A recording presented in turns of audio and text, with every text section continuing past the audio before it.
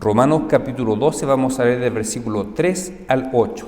Vamos a leer, dice: Digo pues, por la gracia que me es dada, a cada cual que está entre vosotros, que no tenga más alto concepto de sí que el que debe tener, sino que piense de sí con cordura, conforme a la medida de fe que Dios repartió a cada uno.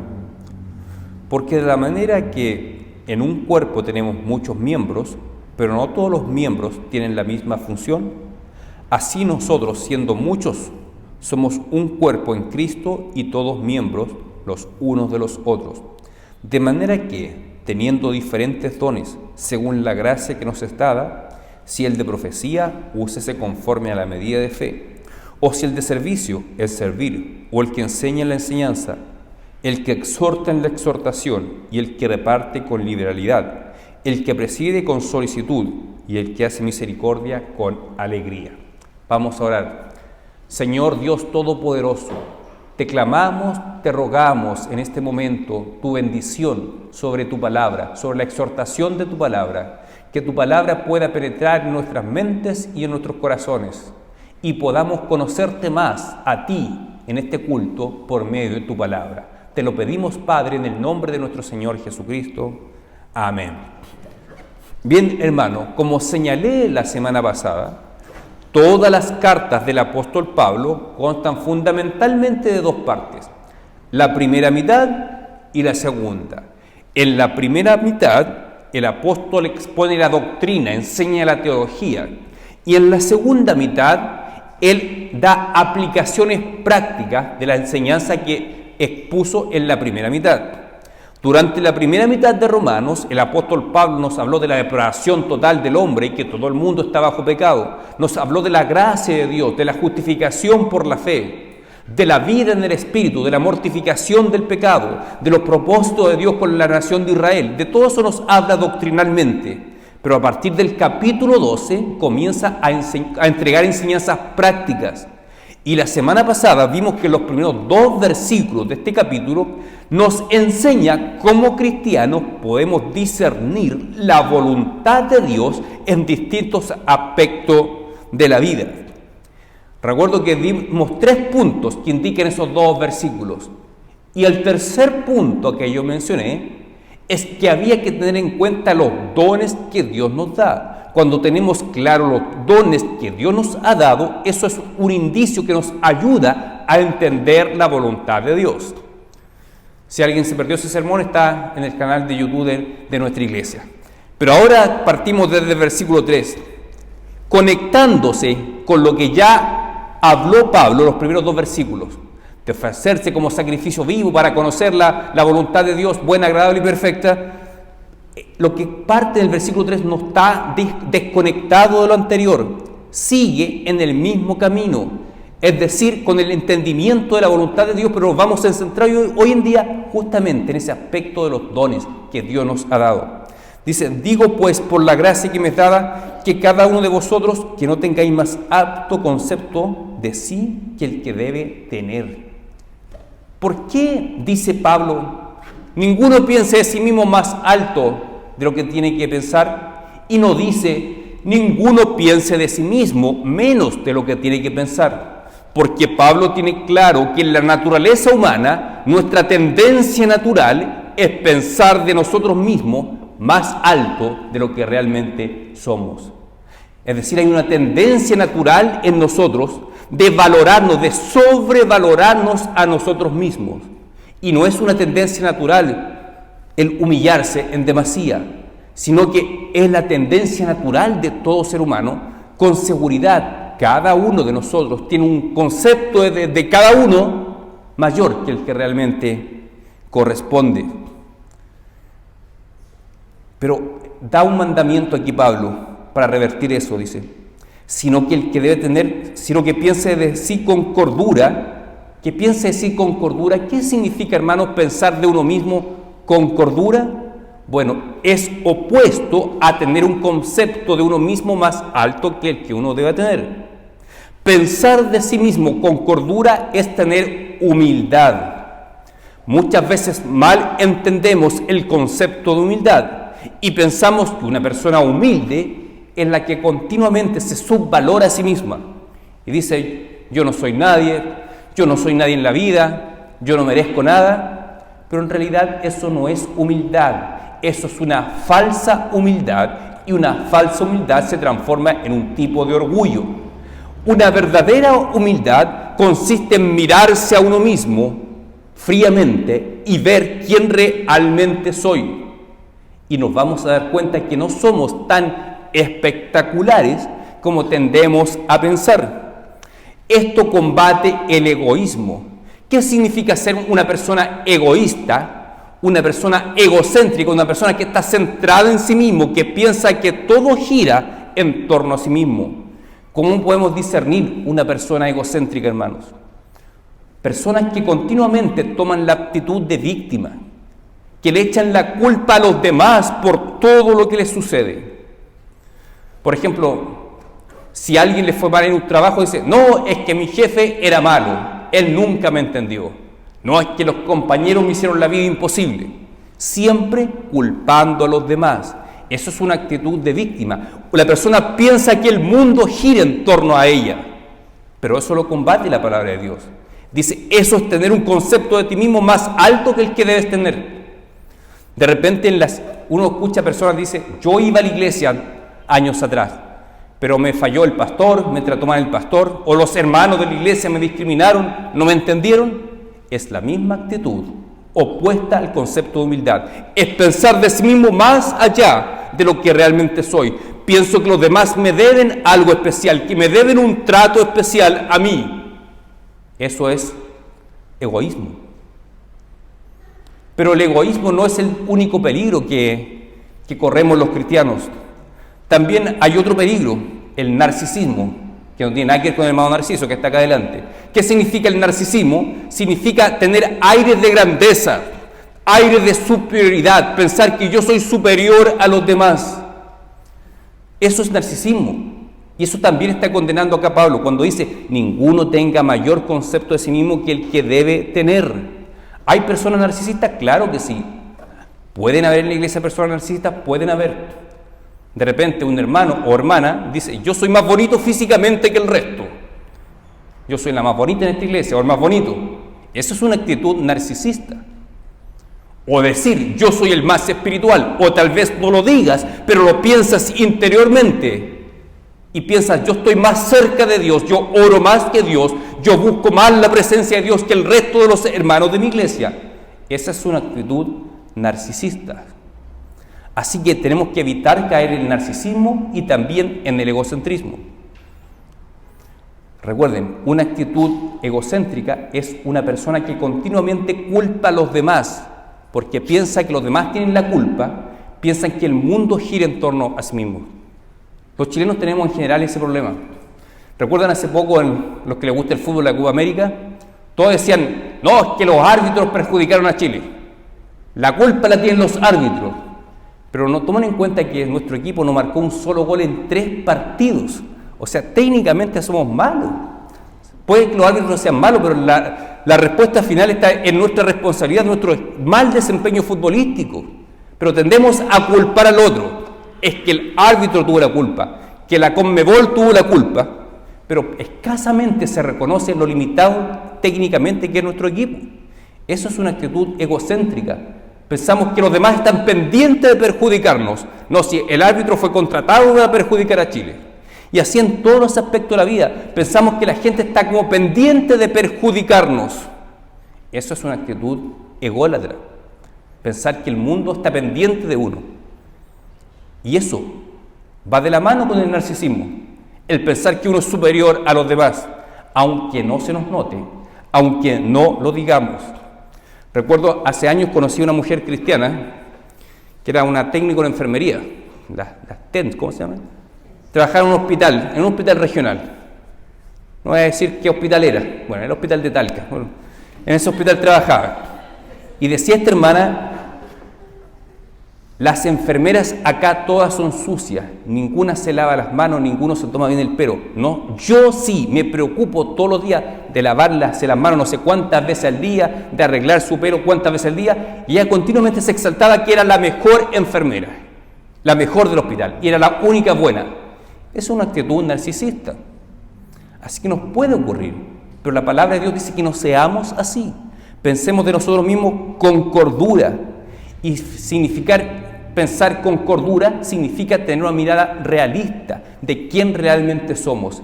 Y el peligro que nos advierte acá no es ser demasiado humilde, sino que el peligro está en ser demasiado engreídos, pensar de uno mismo más allá de lo que somos. ¿Y qué nos recomienda la palabra de Dios? En Filipenses dice, cada cual mire a su prójimo como superiores a sí mismo. Eso es una actitud humilde. Pensar que los demás son mejores que yo. Eso es una actitud cuerda, pensar con cordura. Así que, cuidado con agrandarse mucho, porque la palabra de Dios dice que todo quien se enaltece, después cae. Cuando un hermano se agranda mucho, Dios se preocupa de tratar con ese hermano y lo hace caer.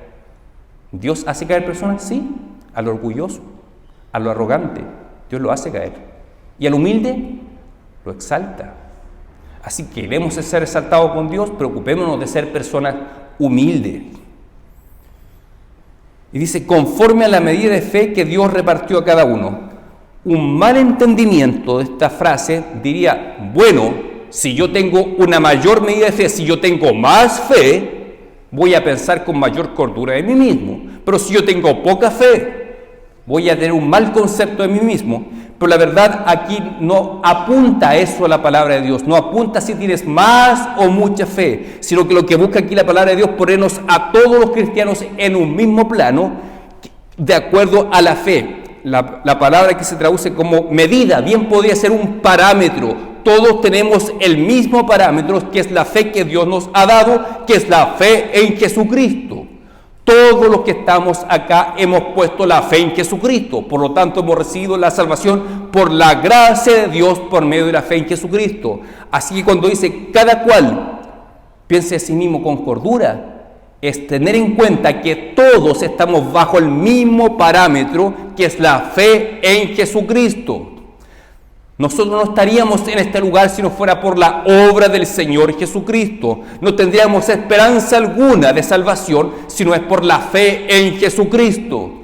Así que para poder tener un concepto adecuado de sí mismo, es fundamental también comprender el Evangelio. ¿Quiénes éramos nosotros sin Cristo y quiénes somos ahora en Cristo? El entender este parámetro de fe nos ayuda también a no pensar de nosotros mismos por allá, por abajo de lo que deberíamos pensar. Porque una persona que se menosprecia continuamente a sí mismo está olvidando que Cristo murió por ella. Por lo tanto, si tú estás bajo este parámetro de fe que Dios repartió a cada uno, no vas a mirarte tan en menos, porque sabes que eres precioso para Dios. Cristo murió por ti, pero tampoco te vas a enaltecer tanto, sabiendo que toda persona es un conjunto de virtudes y defectos y que hay muchas personas con mucho más virtudes que tú. Así que un correcto entendimiento del Evangelio, un correcto entendimiento de la fe, nos ayuda a pensar de nosotros mismos con cordura. Una persona que no tiene un conocimiento adecuado del Evangelio, o se va a subyugar demasiado, se va a tirar muy abajo o muy arriba. Pero en el Evangelio de Jesucristo encontramos ese equilibrio respecto a lo que es nuestra autopercepción. Y continúa Pablo en el versículo 4 diciendo, porque de la manera que en un cuerpo tenemos muchos miembros, pero no todos los miembros tienen la misma función. Aquí, vean la conexión que hace en el versículo 3, dice, estamos todos bajo el mismo parámetro, bajo la fe en Jesucristo. Y en Cristo, introduce el versículo 3, somos varios miembros. Formamos todos un solo cuerpo, pero los miembros son diferentes. Los miembros del cuerpo de Cristo son muy diversificados, son muy diversos. El apóstol Pablo en la carta a los Corintios, capítulo 12, habla de esto mismo del cuerpo, comparándolo con los miembros del cuerpo humano. Y dice, la oreja no le va a decir al ojo, yo no te necesito. Ni el ojo le va a decir a la nariz, yo no te necesito. Ni la cabeza le va a decir a los pies, yo no te necesito. ¿Por qué? Porque todos los miembros forman parte de un mismo cuerpo y todos los miembros son necesarios. Todos tienen una función diferente, pero todos son necesarios. Retomando el ejemplo de un equipo de fútbol, ¿será que un equipo puede decir yo solamente necesito delanteros, pero no quiero ningún defensa? Por supuesto que no, porque tanto el defensa como el delantero cumplen funciones diferentes y son necesarios para que el equipo funcione bien. Podrá decir un equipo: sí, yo voy a tener defensa, mediocampista y delantero, pero no necesito un arquero. Sería ridículo, se llenaría de gol en su propio arco. Por lo tanto, tanto el arquero, defensa, mediocampista y delantero cumplen funciones diferentes, pero todas son funciones necesarias para que el equipo funcione bien. Así también un cuerpo físico necesita de todos estos miembros con funciones diferentes, pero son necesarios para que el cuerpo funcione bien. Así es la iglesia del Señor, es un cuerpo. Cada uno de nosotros somos un miembro del cuerpo y cada uno de nosotros tiene funciones diferentes. Y todas las funciones son importantes. Imagínense un gobierno que dijera: voy a tener los mejores ministros de Economía, de Hacienda, pero no voy a tener ministro de Educación. Sería ridículo, porque todos los aspectos, tanto la economía como las finanzas de un país, son tan importantes como la educación. Tiene que haber un equilibrio. Todas las funciones son importantes para el correcto funcionamiento de un país. Así también para el correcto funcionamiento de la iglesia son importantes todos los miembros. Cada miembro tiene un don diferente, un servicio diferente, y ninguno es más importante que otro. La labor que hace el hermano Antonio, por ejemplo, todos los domingos se preocupa de bajar la cocina, hervir agua, subir las tazas, subir el agua, subir el café, el té. ¿Es muy importante? Por supuesto que es importante. El trabajo que hace el hermano Eduardo como tesorero, manejando las plata de la iglesia, es tremendamente importante. Oh, sí, ¿quién va a dudar que eso es importante? Es vital para la iglesia el tema financiero. Pero ¿será que el trabajo que hace el hermano Eduardo es más importante que el hermano que hace el hermano Antonio? Bíblicamente no, porque todos los miembros son necesarios y todo trabajo es necesario para que el cuerpo funcione bien. Todos somos diferentes. La hermana Marisa es diferente a la hermana María Angélica. Son diferentes, tienen dones diferentes. ¿Será que una de ellas es más importante que la otra en la iglesia? No, somos todos importantes en el cuerpo de Cristo. Así que, hermanos, nunca menosprecies a un hermano porque aparentemente sus dones son menos visibles o menos espectaculares que otros. Todos los dones son importantes y son necesarios para el cuerpo de Cristo. Así que, lo primero que nos dice Pablo: piensa de ti mismo con cordura. Si quieres entender bien la voluntad de Dios, el camino en el que tienes que andar, piensa de ti mismo con cordura. No seas demasiado agrandado, no pienses tan alto de ti mismo. Y segundo lugar, toma conciencia que todos los miembros de la iglesia son importantes. Todas las funciones son importantes y necesarias. Y a partir del versículo 6 al 8, comienza a describir estos dones. Vamos a introducirnos ya al tema de los dones. Dice: de manera que teniendo diferentes dones, según la gracia que nos es dada, y comienza aquí con el primero. Si el de profecía, úsese conforme a la medida de fe. ¿Qué es el don de profecía para Pablo? Es muy común que las personas que no son cristianas, cuando escuchan la palabra profecía, piensan que profecía es hablar acerca del futuro, vaticinar acerca del futuro, dar un augurio respecto a lo que va a ocurrir en el futuro, mañana, en un mes, en un año más. Para la gente del mundo piensa así. Profecía es solamente vaticinar el futuro. Pero dentro de la iglesia sabemos que la profecía no es solamente hablar del futuro. Los profetas de Dios que vemos en el Antiguo Testamento constantemente están reprendiendo al pueblo. En algunas ocasiones anuncian cosas futuras, pero generalmente hablan de presente y pasado. Dice los profetas: recuerden lo que Dios hizo con ustedes, cómo los sacó de Egipto, cómo los hizo cruzar el Mar Rojo, cómo los sustentó con maná en el desierto. Es decir, el profeta continuamente habla del pasado para traer una reprensión en el presente por la situación presente que está viviendo el pueblo de Dios. Así que los profetas de Dios generalmente hablan de presente y de pasado, y en algunas pocas ocasiones Dios los utilizaba para anticipar cosas futuras. O sea, la principal profecía futura de los profetas del Antiguo Testamento era el nacimiento del Mesías. Así que profecía no es solamente hablar de futuro, Los profetas del Antiguo Testamento hablaban de pasado y presente mucho más que de futuro. Ahora, ¿cómo entiende Pablo este don para la iglesia de Cristo? Los profetas del Antiguo Testamento eran interlocutores de Dios. Dios hablaba a través de ellos. No sé, profeta como Isaías decía, así dice el Señor, o así dice Jehová. Y esta es la palabra del Señor. Dios hablaba por medio de ellos, a través de ellos. Eso era un profeta en el Antiguo Testamento. ¿Cuál es el concepto de profeta que tiene Pablo acá para nosotros, la iglesia del Nuevo Testamento? Miren lo que dice. Si el de profecía, úsese conforme a la medida de la fe. Y nuevamente la palabra medida nos puede dar un mal entendimiento, porque alguien puede pensar, si tengo más fe, voy a usar mejor el don. Pero no apunta a eso el texto. La palabra griega que se traduce por medida en la Reina Valera 60 es la palabra analogía. Esa palabra bien se puede traspasar tal cual al español como analogía. Así que una traducción más precisa sería, si el de profecía, úsese conforme a la analogía de la fe. ¿Qué es la analogía de la fe?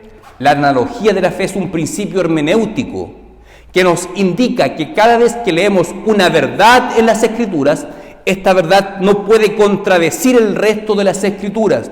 Tiene que haber una coherencia entre las Escrituras. Por ejemplo, si yo voy a hablar de salvación, la analogía de la fe me va a decir que lo que dice ese texto respecto de salvación tiene que verse reflejado en el resto de las Escrituras en otros pasajes. Así que analogía de la fe significa que existe una coherencia interna en las Escrituras entre todas las doctrinas que ahí se enseñan. Y cuando dice que el de profecía úsese conforme a la analogía de la fe, está diciendo el profeta no puede contradecir las Escrituras, sino que todo lo que habla tiene que tener una coherencia interna con las Escrituras. Ahora, si en la mente de Pablo el profeta fuese tal cual como el profeta del Antiguo Testamento, que Dios hablaba de forma directa por medio de él, no tendría cabida este mandamiento de que hable conforme a la analogía de la fe. Porque si está Dios hablando, ¿para qué voy a examinar si es coherente o no con las Escrituras? Por lo tanto, el entendimiento de don de profecía acá para Pablo es diferente a la profecía del Antiguo Testamento. La profecía en el Nuevo Testamento es equivalente a la predicación de la palabra de Dios. Por lo tanto, todo predicador de la palabra de Dios tiene que hablar de acuerdo a la analogía de la fe, que dice acá el texto, medida de la fe. Eso significa que todo lo que un predicador habla tiene que ir de acuerdo con lo que dice la Escritura, la palabra de Dios. Por lo tanto, acá al don que se está refiriendo Pablo con profecía es la predicación de la palabra de Dios. Si no fuese así, no sería necesario aplicar la analogía de la fe. Si fuese voz directa de Dios, no sería necesaria esa analogía, pero es necesario utilizar la analogía de la fe. Un predicador tiene que ser muy cuidadoso con lo que habla por esto de la analogía de la fe. No puede contradecir las Escrituras, o si no, no es palabra de Dios. Luego continúa, o si de servicio, en servir. ¿Quién tiene el don del servicio? Hay servicios que no son tan gratos de realizar. Por ejemplo, si algún día llamamos voluntarios para hacer aseo en la iglesia, no lo hacemos porque nosotros tenemos una persona contratada, pero hay iglesias que llaman voluntarios de los hermanos que quieran venir a hacer aseo este viernes en la tarde en la iglesia. ¿Cuántos llegan? Muy poco, porque no es un trabajo muy agradable que realizar. Pero el hermano que tiene el don de servicio va a venir y lo va a hacer con alegría. El hermano que tiene don de servicio sirve con alegría, aunque sea un servicio que no sea muy apetecible. Aunque sea un servicio tan sencillo como abrir las puertas de la iglesia o cerrar las puertas de la iglesia, el hermano que tiene don de servicio lo va a hacer con mucho agrado. Así que, ¿quieres preguntarte si tienes don de servicio? ¿Tú eres buen ayudador en la iglesia? ¿Ayudas en todo? ¿Te gusta servir a los hermanos? ¿Tú te deleitas? ¿Tú sientes que Dios te usa ayudando a los demás? Bueno, eso es un don de servicio. Dice, o el que enseña en la enseñanza. ¿Qué es don de la enseñanza? Es aquel hermano que tiene facilidad para enseñar cosas complicadas de las Escrituras. Puede ser un predicador, es decir, puede haber una combinación del don de profecía y enseñanza, pero un hermano que tenga el don de enseñanza no necesariamente es un predicador. Puede ser un maestro, un profesor de escuela dominical, y ni siquiera eso. Puede ser que sea un hermano que se destaca por enseñar con sencillez y con facilidad, aún en la conversación. Aún cuando hablas con un hermano, le preguntas, ¿sabes, hermano, este texto bíblico no logro entender? Y el hermano, aunque no sea predicador, aunque no sea profesor de escuela dominical, te lo enseña con claridad. Ahí se hace evidente un don de enseñanza. El que exhorta en la exhortación. ¿Qué es exhortar? Hay versiones que traducen, en vez de exhortación, dice ánimo, porque exhortar significa animar, motivar. Exhortar es animar o motivar a una persona a que haga algo o que deje de hacer algo. Cuando yo o cualquier hermano conversa con un hermano que se da cuenta que está mal, que está con un camino errado, que está en pecado, y lo exhorta, lo anima, hermano, cambia de actitud, aléjate de eso, cambia de actitud, endereza tu vida, y logra motivar al hermano para que el hermano cambie de actitud. Ahí vemos un don de exhortación. Reitero, exhortar significa animar a alguien para que haga algo o para que deje de hacer algo que está mal, o para motivarlo. Por ejemplo, no sé, de repente un hermano X de nuestra iglesia se da cuenta que hay un hermano que está muy quedado en la vida, que hay cosas que puede hacer mejor, puede invertir en él mismo, en estudiar una carrera, y lo conversa con él y lo anima, y el hermano dice, sí, tenías razón, hermano, lo voy a hacer. Ahí vemos exhortación. Hay muchos hermanos que tienen el don de exhortación, y el don de exhortación está ligado al oficio del consejero. Hermanos que les gusta, son buenos consejeros, que dan buenos consejos porque son buenos motivadores. Así que la exhortación está ligada con la consejería. Continuamos. El que reparte con liberalidad. ¿Qué es el repartir? Repartir es sinónimo de dar. Todos tenemos que ser generosos, dadivosos. Entregamos nuestras ofrendas, traemos ofrendas de alimentos. Si nos enteramos que un hermano está pasando necesidad, lo ayudamos. Sí, en cierta forma todo cristiano es generoso, es dadivoso. Pero este don de repartir o de dar es un don especial cuando los hermanos sienten particular deleite en ayudar a otro hermano, particularmente con bienes económicos. Hay hermanos que son muy generosos. En lo privado ayudan a otros hermanos y ellos se gozan en ello, no lo ven como una carga, lo ven como un privilegio. Eso es repartir con liberalidad. Es un don, también es un don del Espíritu Santo. Todos estos dones que estamos viendo son dones de cristianos, por lo tanto reciben el nombre de dones espirituales o dones del Espíritu Santo. El que preside con solicitud. ¿Qué es presidir? Presidir es dirigir, liderar. Hay hermanos que tienen la capacidad de motivar a otros para que los sigan. Dan una idea y los demás prenden con ellos.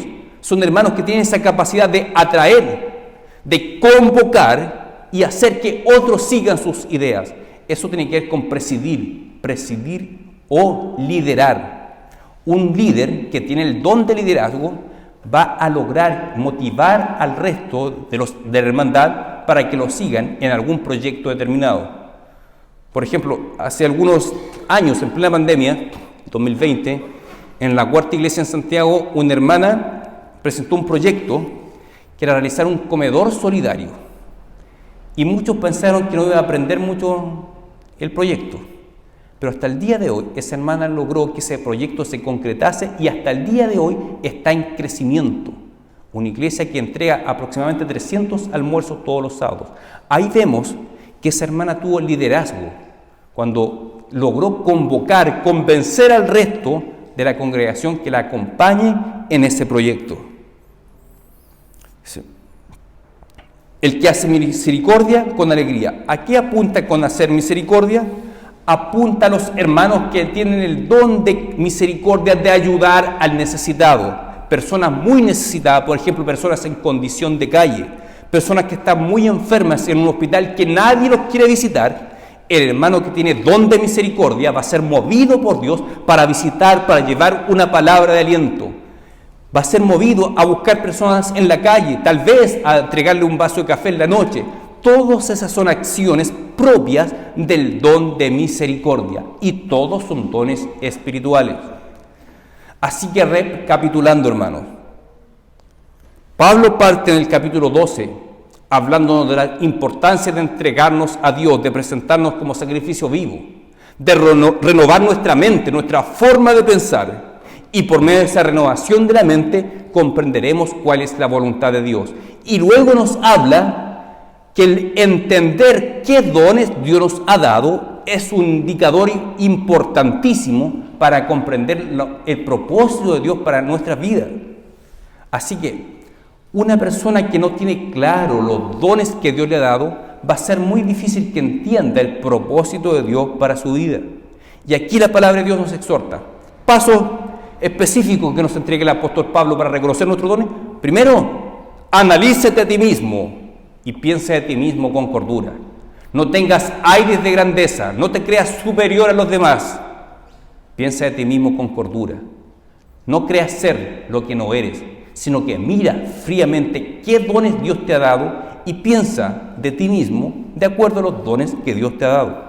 Y ten plena conciencia que todos los dones que Dios ha repartido en la iglesia son importantísimos.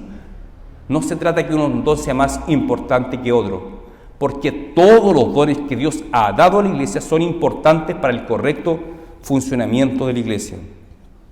Una vez que tienes claro que aprendes a pensar de ti mismo con cordura, moderadamente, que aprendes a valorar los dones que Dios ha repartido a los demás miembros a la iglesia y estudias las listas de dones que ves acá en Romanos, que ves en Corintios, que ves en Efesios y logras entender cuál es tu don, ¿qué es lo que tienes que hacer después? Tienes que trabajar tu don y ahí vas a comprender mejor el propósito de Dios para tu vida. Porque cuando tú trabajas en la iglesia, en las distintas actividades de la iglesia, ya sea en la dirección del culto, en la reunión de jóvenes, en la organización del desayuno, de un encuentro de matrimonio, en lo que sea, tú vas a lograr identificar tus dones. Cuando tú notas que Dios te utiliza mejor en cierta área y que eres de mayor bendición para los hermanos que en otra área especial, tú vas a entender que en esa área Dios te ha dotado de dones. Pero los dones hay que usarlos, hay que ejercerlos. Y no necesitas de una orden del consistorio para ejercitar tus dones. Si tú crees tener un don, si tú crees tener un don de servicio, no necesitas de una orden para servir. La persona se va a generar instancias para servir. Alguien puede pensar, sí, yo tengo el don de predicar, pero nunca me han hecho predicar. Sí, pero no solamente se predica desde el púlpito. Tú en la relación, en la conversación con tus amigos, con los hermanos de la iglesia, puedes ministrar al hermano, puedes darle palabra de Dios, puedes animar al hermano. Y si es la voluntad de Dios, llegará el momento en que te tocará predicar en el púlpito, sí. Pero eso no es excusa para no utilizar un don. El don se puede utilizar donde Dios te ha puesto, en la esfera donde Dios te tiene en este momento, tú puedes ejercitar los dones que Dios te ha dado. Así que, hermanos, llegamos a esa conclusión. ¿Dios te ha dado dones a todo el cuerpo? Sí, claro que sí. ¿Hay dones más importantes que otros? No. ¿Es importante conocer nuestro don? Sí. Pero piensa de ti mismo con cordura. No creas que eres más de lo que eres. Hay una historia de un famoso evangelista norteamericano, no recuerdo bien su nombre. Era gran evangelista, predicaba y se convertía a muchas personas. Y después quiso ser maestro de la palabra y comenzó a enseñar herejías. Ahora recordé el nombre de él, William Branham. Era reconocido como evangelista, pero él se nombró a sí mismo pastor y comenzó a enseñar doctrina. Y lo que enseñó son solamente herejías. Entonces la reflexión a la que llegó un autor acerca de ese hombre dijo: Dios llamó a Branham para ser evangelista, pero él quiso ser maestro de la palabra y Dios no lo llamó ni lo dotó con dones para ser maestro. Él erró el llamado. Si tú ignoras los dones que Dios te ha dado, puedes errar en la vocación de Dios para tu vida. Así que así de importante es tener claro los dones que Dios nos ha entregado. Oremos, hermanos. Señor Dios Todopoderoso, nuestras vidas están en tus manos. Esta palabra de la que hemos hablado, yo te ruego que tu Espíritu Santo pueda trabajar en cada uno de mis hermanos que ha escuchado este sermón. Posibilita, Señor, que cada hermano tenga claro qué don tú le has dado, qué don o dones tú le has dado. Y abre las posibilidades siempre para que podamos trabajar nuestros dones. Si alguien tiene claro cuál es su don y no lo está trabajando, yo te ruego tu perdón, tu misericordia, y danos esa luz que necesitamos para discernir y ejercitar los dones que tú nos has dado. Bendice grandemente esta iglesia. Te lo pido, Padre, en el nombre del Señor Jesús. Amén.